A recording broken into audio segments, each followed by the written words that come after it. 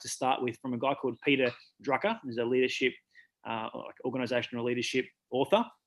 And he writes this, he says, there's only three things that happen naturally in organizations: friction, confusion, and underperformance. Everything else requires leadership. And I want to talk to the everything else this afternoon. So yeah, I'm hoping this won't take too long. Only three things naturally happen in organizations: friction, confusion, and underperformance. Everything else requires leadership.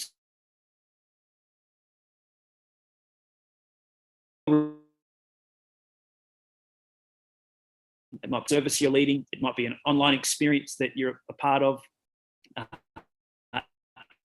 It might be a team that you're running. Even just a conversation that you're having. It could be an excellent ask that you're giving. It could be in a mentoring appointment. It could be addressing, culture, whatever it might be. That's your room. And whatever that feels like, that is the way that it is because of you. And we know this because everything requires leadership. Everything requires us to bring something to it. And if we don't bring anything to it, if we don't take responsibility for anything, then we can only expect friction and confusion and underperformance. And so what I want to do this afternoon was I want to just talk about our room, whatever that context is for you, and it could even just be family, what it's like for you in family, however this relates in your context.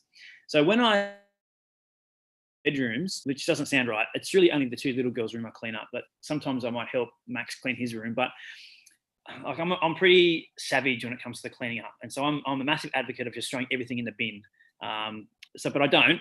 But there are some things that I'll immediately throw away. Some things I'll immediately discard as rubbish. Very clearly, they don't belong in the room, like the banana peels and the dirty tissues and all those kinds of things. The animals that have died in there trying to escape. So we throw those in the bin.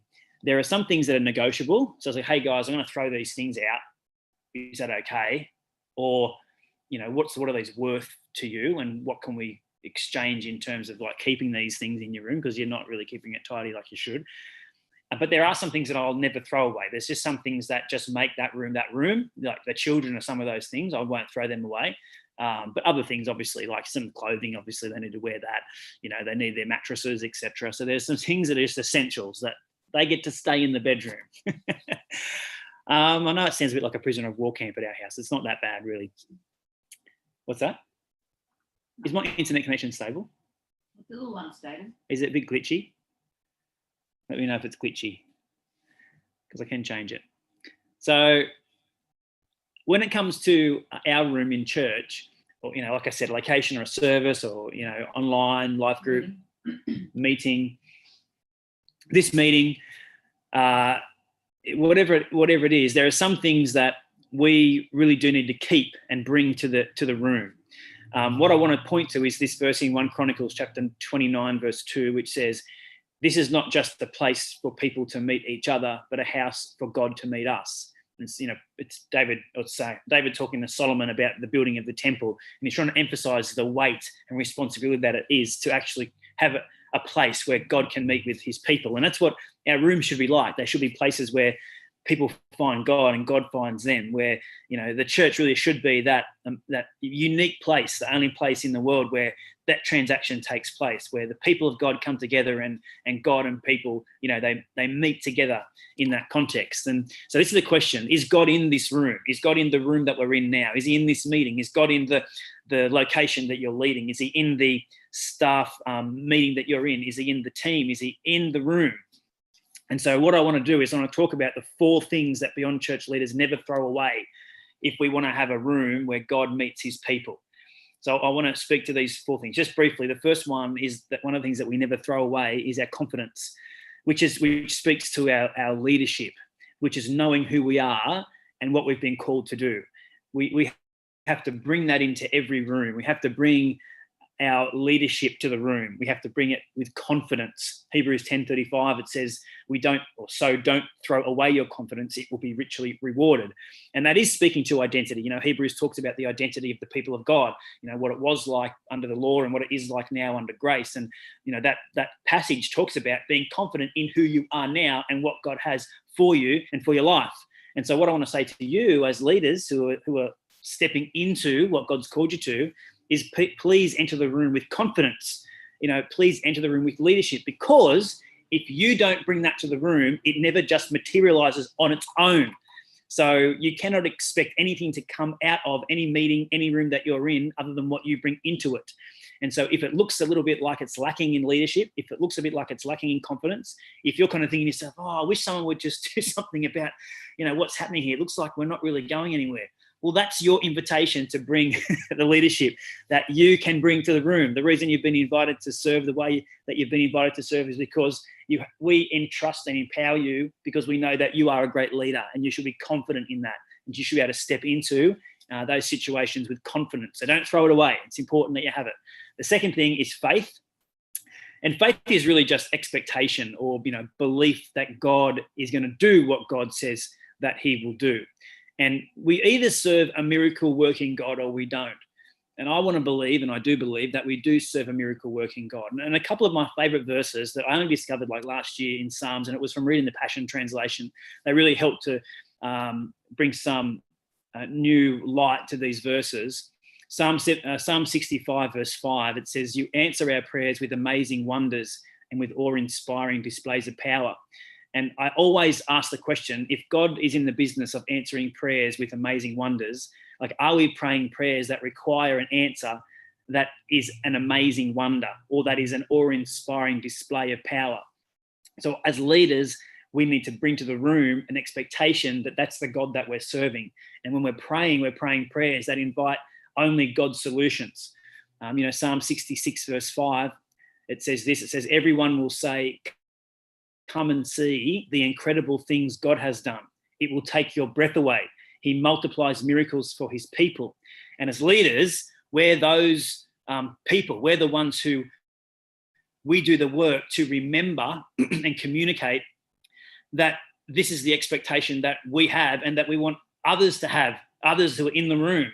We want everyone to have this expectation, this faith, to believe that God's the kind of, hey, come and see kind of God, the God's that, hey, look what God's done kind of experience.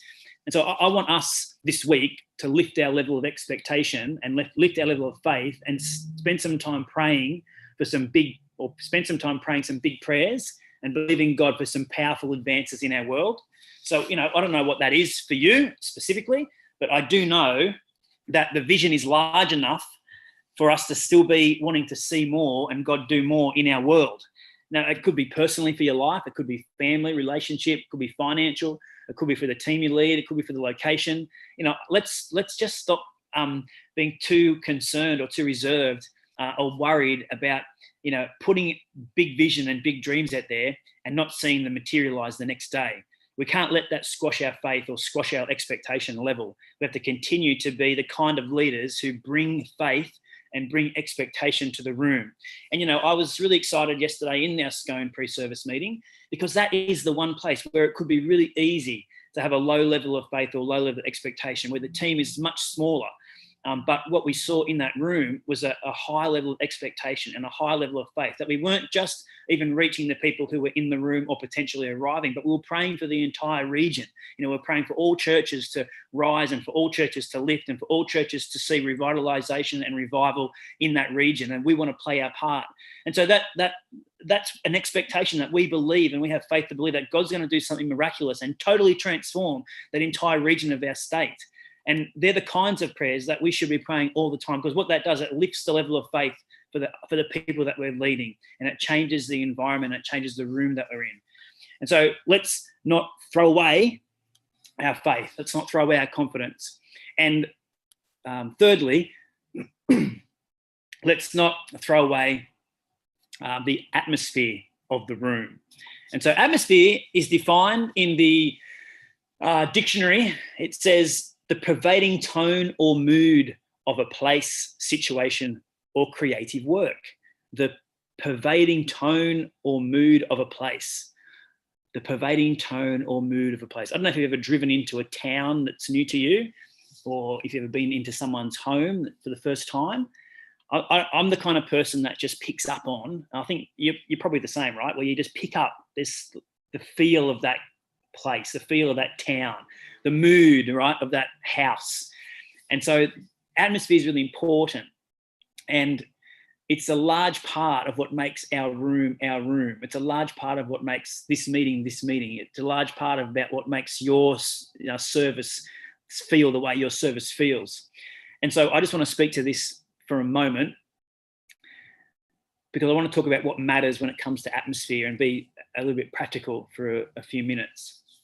So what matters when it comes to atmosphere? Well, what matters is everything matters or nothing matters, which is what I've talked about before. And when I say everything matters or nothing matters, we've actually worked hard over the years to remove a lot of stuff from our services, for example, and even like practically, like physically removing things from the rooms, or procedurally removing things from the service, or practically removing, I think, or even removing language that we used before out of our services, out of our gatherings, like of our leadership meetings, or just removing stuff out of our language, and even the time and effort that we spend in crafting things like team handbooks and mentoring program. Like there's a lot of stuff that we could include, but we exclude. And there's a lot of things we're really intentional about including. And we do all these things, like we remove a lot of stuff and we simplify a lot of stuff so that we can focus more attention on what really matters, because like everything matters in what we do or nothing matters. So we should get rid of it. And so we've done all of that, and even things like in the auditorium, like the walls being fairly simple, the color being very plain, and that's all for a purpose, or even things like, I remember one time we had this bookshelf. This is many, many years ago. And we had this, Not that many years ago. and I'm going to say many, many years ago, we had this bookshelf at the back of the church building. Many of you would remember this bookshelf, and there was nothing wrong with it, and it had great books in it. But it just seemed to be like the focus of the auditorium for some reason. It kind of attracted more attention than the platform, either because it was messy or people were kind of mingling about it. And there was also even a lot of administration that happened below the surface about this bookshelf as well. And what do we do with it? How do we handle it? And what it did, it's a small thing, but it just took some attention away from what really mattered in that particular room at that particular time, which was pointing people to Jesus and having them step into relationship with him. Now, it wasn't a bad thing, but it just didn't matter at that time and doesn't matter so much now. So if we're going to have something in the room, it has to matter. Everything has to matter or nothing matters. And if it doesn't matter, we have to get rid of it. And so when it comes to atmosphere, that's really important. So that old bookshelf, it was a bit of a focus visually for a while. And what it did, without saying anything, audibly, it actually was screaming very loudly about the culture of our church, which is that we didn't really have clarity around what we wanted people to be seeing and experiencing when they were in the room. And that's why even today we're slow to add something new to like the stage or the walls, or we're slow to, completely revamp the website, and we take time and we consider the language and the imagery, and because we want to make sure that it doesn't distract people from what should be central, and that's Jesus. And so therefore, if we use it, or if we have it, or if we say it, or if we sing it, it actually matters deeply. And so we don't just frivolously pick a song, or we don't just, haphazardly appoint someone to be a worship leader, because if they're in the room, they matter. And so what we can do to own the atmosphere in our room is, I think this is very practical, and it's not just about services, it's about any kind of meeting or any kind of, engagement that you have as a leader with any kind of beyond church experience. There are some things that we can actually have a look at practically. And I just, for the last couple of minutes, want to talk about those things. And they're very practical. And they're the 6 senses. You've got 6 senses, right? Richard's like, I've got 5 senses. No, you've got 6. So the first one is sight. And I want to just commend Scone here, because, they're in a rented facility and they've got to pack it down and set up their own stuff, and then reset it after the service. So when we arrived yesterday afternoon, they had everything ready to go other than what we were bringing. So we were bringing some speakers and stuff. But they had everything, they'd packed everything down, they'd set everything up. And, they've got this really ugly kind of piano that sits like on the front of the stage there. And they got that covered with the black cloth. And they've done everything they possibly can to make that look as good as they can possibly make it look. So I just want to, commend them on that, because that makes a big difference. So what they're doing is they're removing distractions. They're just taking things off the table that don't need to be there. They're just making sure that what people experience and see is an easy step toward their relationship with Jesus. So sight matters. Even things like smell matter. And at the moment, everything just smells like hand sanitizer, which is probably fine for most people. But, when you walk into an environment, an atmosphere, the pervading tone or mood shouldn't be like dead rats. It should be, something. So when you walk into a room, if it's offensive, let's fix that, because we can. The same with touch. We want the feel, like the temperature to be right. And I know we've got challenges around that in our Cessnock location with the auditorium. But we're working the best that way that we can to make sure that's as comfortable as possible. And Scone, it's the opposite. It's like a furnace. So it's fantastic there. These are small things that we can do that can actually help remove distractions for people to really focus solely on what we want them to see, which is Jesus. Even things like sound, like what things sound like. And we spend a lot of time talking about and working on getting, the sound how it needs to be, so that it is immersive and it's, not too loud, not too quiet. And, but it's not just about volume. It's also about consistency, making sure the experience is consistent so that people, again, know what to expect to a point, so that if they want to invite their friends or family, they're not inviting them into, like a lucky dip church service where, 1 week it's, great music, great message, and, beautiful in atmosphere. And the next week it's like it's a flashback to the 50s. So don't want lucky dip, we want consistency, so that we're empowering people to be confident to bring friends and family to church. And not even just the consistency of like the sound, but also the relevance of the sound. Like the song choice is important, and we always err on the side of trying to reach a younger generation, because whether we like it or not, songs from our current era, fresh new content, actually reaches all ages. But unfortunately, the opposite isn't true. For most of our young people, Shout to the Lord just isn't really going to connect the same way that it did Rebecca Murray, like 20 years ago. So Richard, 10 years ago, that's right. So that's just the culture, because we want it to look like and smell like and feel like and sound like Beyond Church. We want the room to be very clearly the Beyond Church room, which is pointing people to Jesus as the one and only hope for humanity. And my second last point, number 5, is taste. And this isn't even about having the best biscuits, because I was at Scone yesterday and they had these little biscuits. They're called what are they called? Biscoff. They were Michelle's idea. Or Biscoff. Biscoff? You guys have got prepackaged biscuits like we do. So we're not having all the great home-baked stuff like we used to. But it's not the taste of Beyond Church doesn't have to be a great biscuit, but that speaks to hospitality, like famously generous hospitality. And, our team are doing such a great job at that. They're here packing biscuits, and on Sunday morning they're out, they're serving people and handing people something to eat, because that's generosity, right? That's the taste of Beyond Church. It should be this effusive kind of like warm, famously generous hospitality, which is something that we can do to help to, create a room that is how we want it to be. And even when we, take people out for coffee or give them an excellent ask, like we don't need to be stingy. We can be as generous as we can. And Michelle yesterday at Scone did a great job of that. So even though we've only got instant coffee and Biscoff biscuits, her warmth and her generosity was more than enough to make me feel like I was right at home at Beyond Church. Like, this is a place I want to be. I feel welcome. I feel included. I feel loved. And she did what she could with excellence, with what she had, with limitations we've got. So, there's really, if we can do it, with Biscoffs and instant coffee and Scone with one hospitality team member, we can do it everywhere. We can be famously generous and have a culture that really cries, and a room that really cries, this is Beyond Church. And finally, the other sense, the 6th one, is our spiritual awareness, the sense of the Spirit at work. And that is something that we should be noticing and being aware of. So what does it feel like spiritually in the room? Is is this an atmosphere where I can sense that the Holy Spirit is active? Is there an edge to this environment?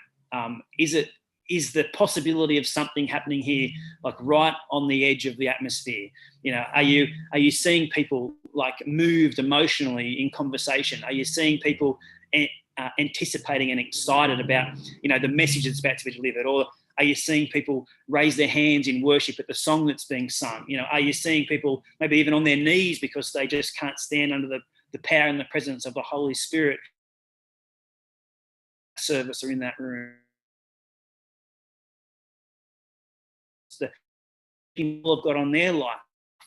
So I think that's something we should be aware of, and we should expect to see that in the rooms that we're in. And this is what I want to encourage you as leaders to be bringing to the room, because what we can't do is we can't say, oh, well, if only, our service was like that, or if only that meeting went like this, or if only that coffee had gone like that, because we have the capacity as leaders to bring to the room what needs to be brought. And we have to be confident that we bring it and have the faith to believe that God's going to do what only God can do. And we can change the atmosphere in any context that we are in because of the Holy Spirit who is at work in our life and through our life. So finally, what we don't throw out, we don't throw out our confidence. Be confident. You guys are great leaders. We don't throw out our faith. Lift the expectation. Let's pray for some big things this week. Let's not throw away atmosphere, because that's something that we can do something about. Think of those 6 senses. And lastly, and finally, let's not throw out the people, because in all our leading and all of our responsibilities, it's always first